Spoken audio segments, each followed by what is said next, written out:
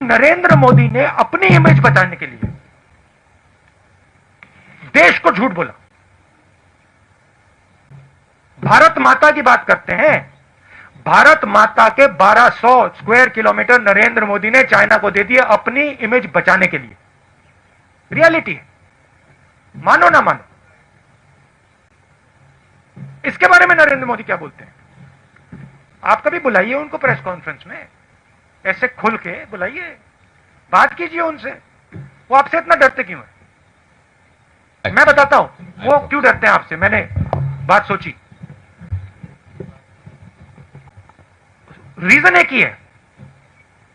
China से भी वो इस कारण डरते हैं और आपसे भी इस कारण डरते हैं। वो सोचते हैं चाइना हमारी इमेज खराब कर देगा, वो सोचते हैं ये जर्नलिस्ट हमारी इमेज खराब कर देंगे। नरेंद्र मोदी जी को सिर्फ अपनी इमेज में इंटरेस्ट है। टनल में जाएंगे, अकेले जाएंगे, वेविंग हो जाएगी, मीडिया पे पूरी मोनोपोली है, सोचते हैं कि भैया मीडिया दिखाएगा मुझे टनल में। तो उनको सिर्फ अपनी इमेज से ऑब्सेशन है। जो भारत में हो रहा है उससे कुछ लेना देना नहीं। Is it so that the BJP is doing everything that they can just because the opposition is not united across many states and especially in Delhi and at the center? See,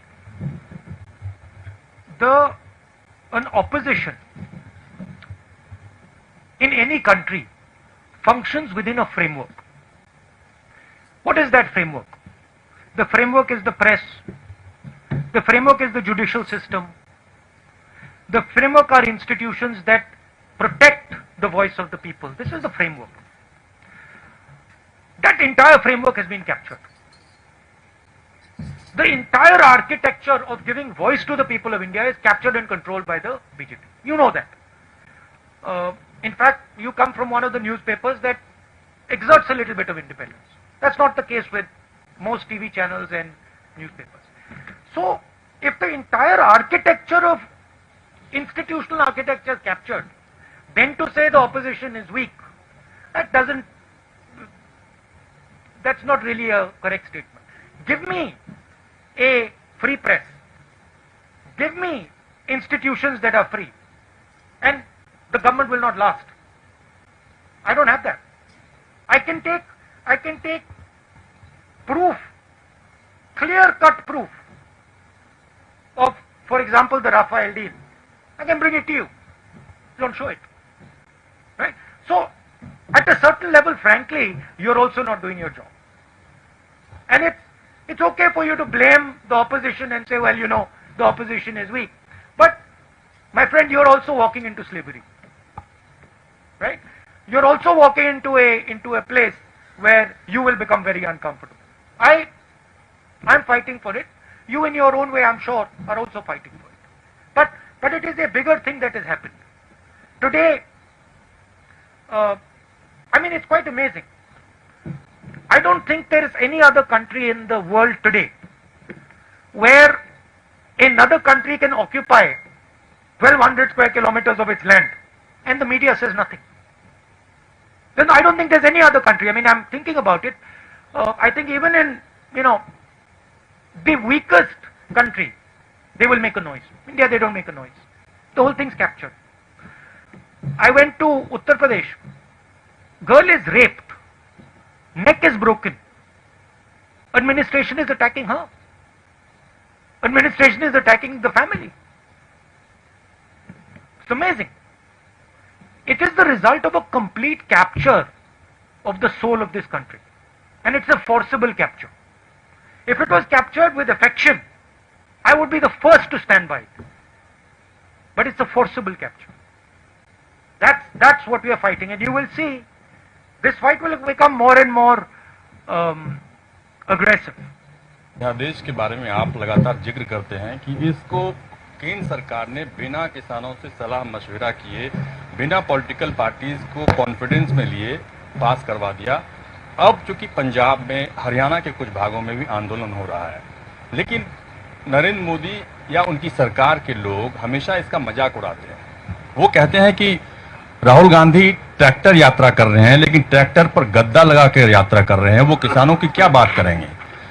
और अगर बाकी वाकई किसान परेशान हैं देश के दूसरे हिस्सों में, वहां कोई बात क्यों नहीं करता, वहां कोई आंदोलन क्यों नहीं हो रहा? देखिए, बात क्या है, पहले आपने स्मॉल एंड मीडियम बिजनेस पे आक्रमण किया, उनको आपने खत्म कर दिया। फिर आपने जीएसटी कोविड के समय आपने अपने 2-3 मित्रों की मदद की, लाखों करोड़ रुपए आपने उनका माफ कर दिया। मजदूर घर पैदल जा रहे थे हजारों किलोमीटर, पानी नहीं था, भोजन नहीं था, आपने एक शब्द नहीं बोला, उनको आपने वार्निंग ही नहीं दी, एक दिन वार्निंग नहीं दी। कमरे में बैठे आपने कहा लॉकडाउन होगा, लॉकडाउन कर दिया, मर गए वो। 100-200 लोग वैसे ही मर गए। आपने जो देश की रीढ़ की हड्डी है, जो इस देश को रोजगार देती है, स्मॉल एंड मीडियम बिजनेसेस को खत्म कर दिया है। ये देश, और आप देखना, मैंने फरवरी में कोरोना की बात की थी, उन्होंने कहा राहुल गांधी मजाक कर रहा है। अब देखिए, समझ किसको है किसको नहीं है।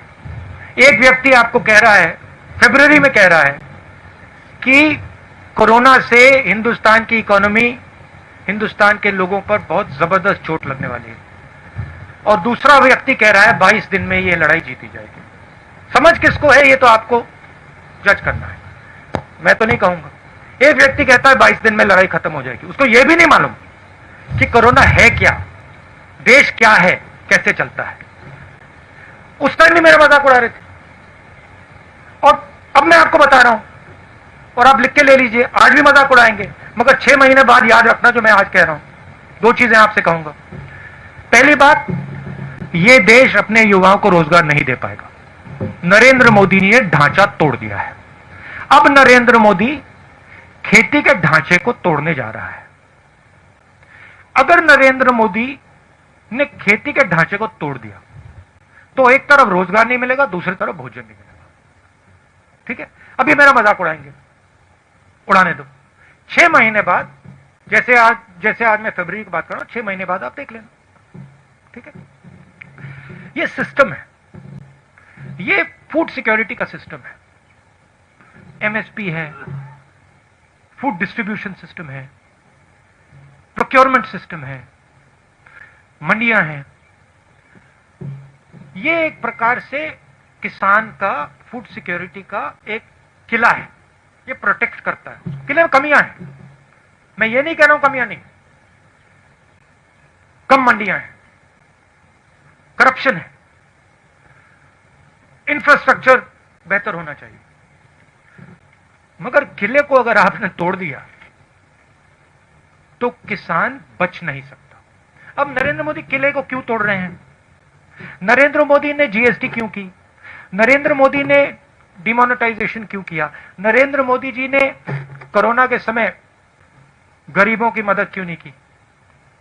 2 नाम दे सकता हूं आपको, अंबानी, अदानी।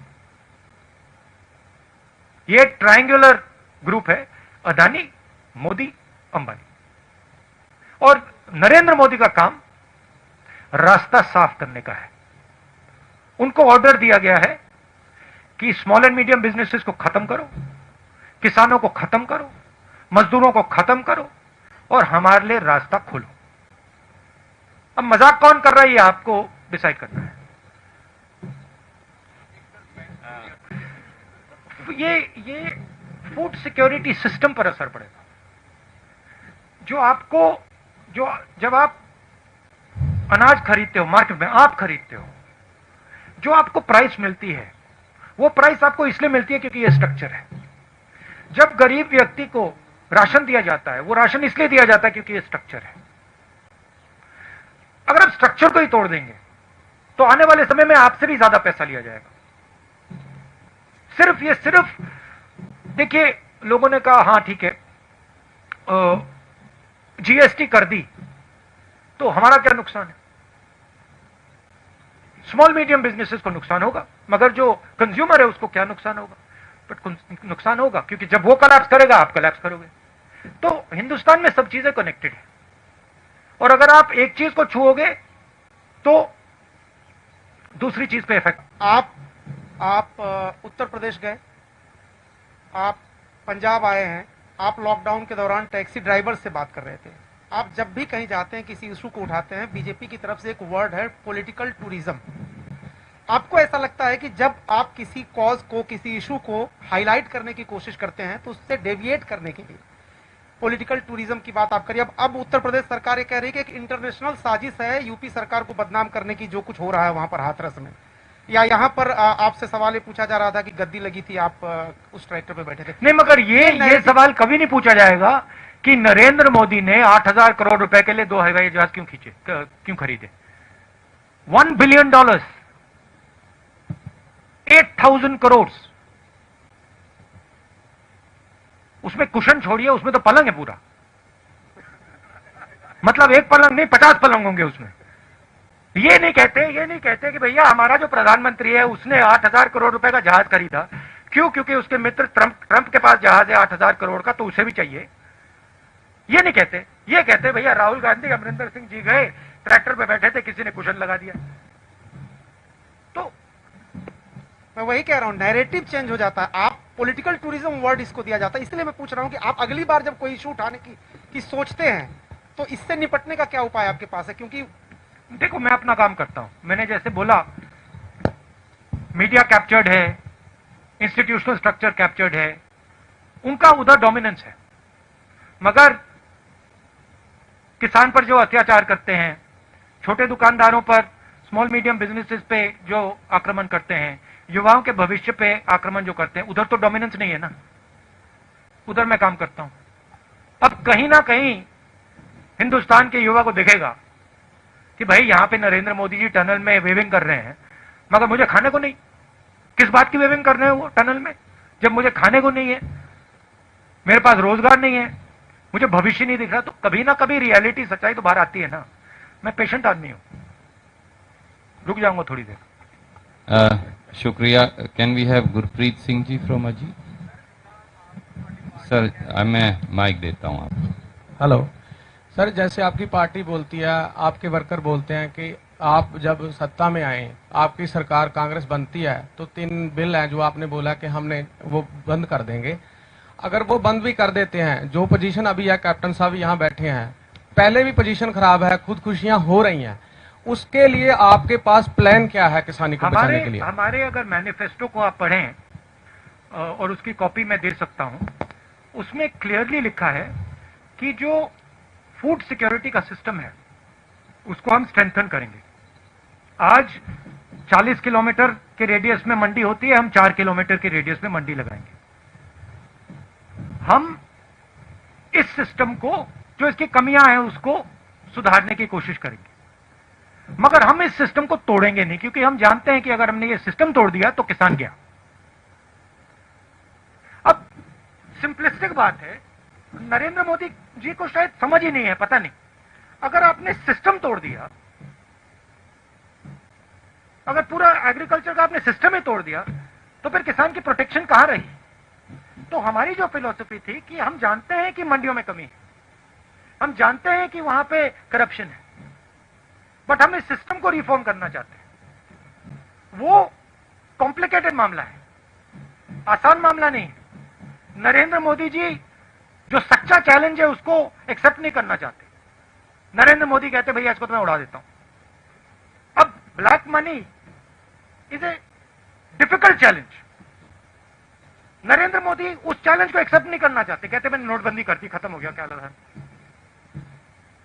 तो बहाना है। Mohammed from NDTV and then Rohit from Bhaskar.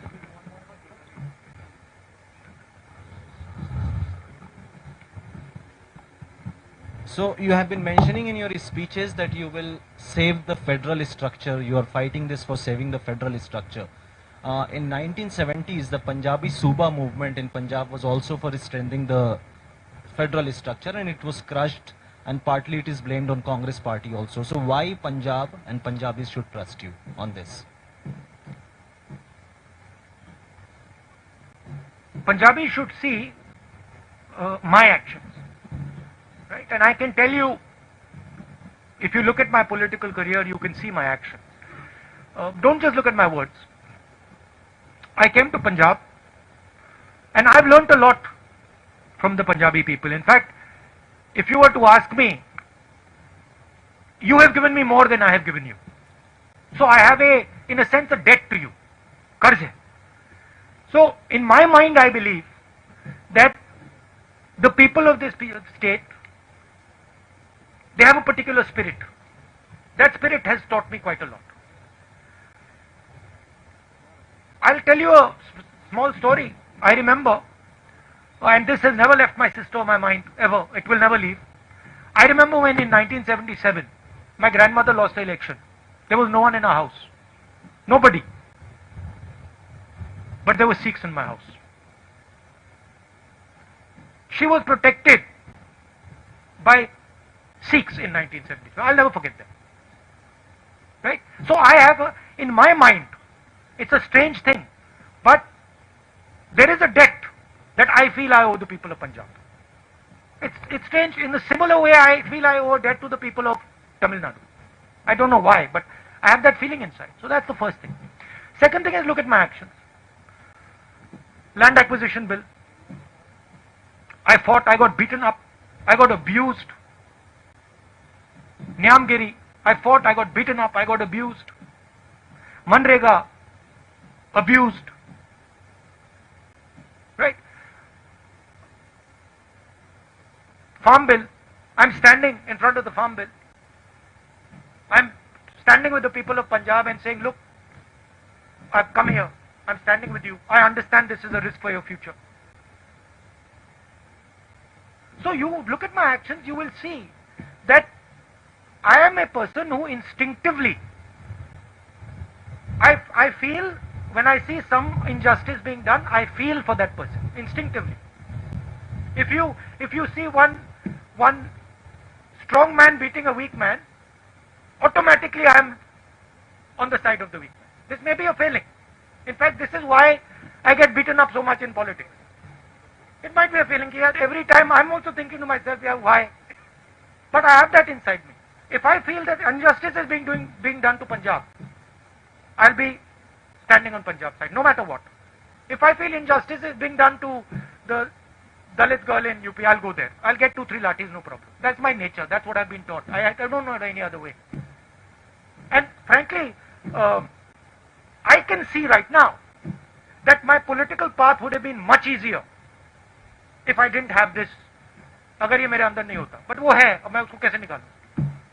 That's why people of Punjab should trust me. Thank you, sir. Rohit from Bhaskar.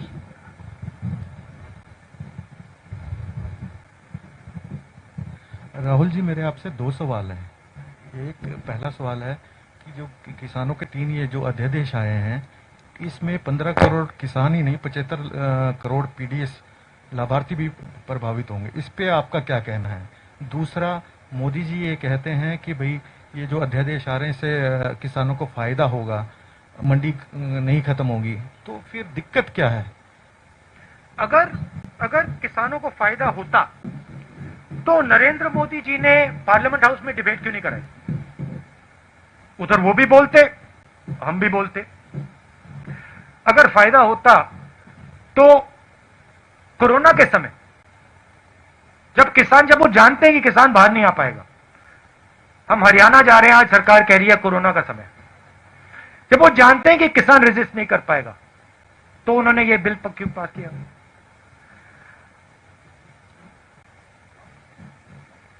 ऐसे प्रेस कॉन्फ्रेंस में बैठ के क्यों नहीं बोलते नरेंद्र मोदी जी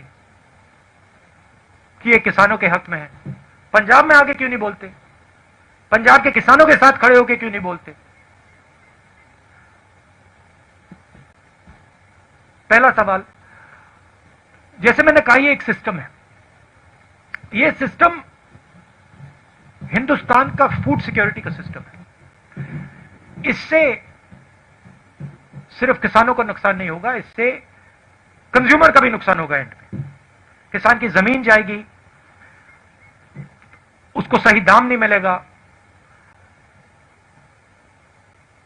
नरेंद्र मोदी जी कहते हैं मंडी की कोई जरूरत नहीं।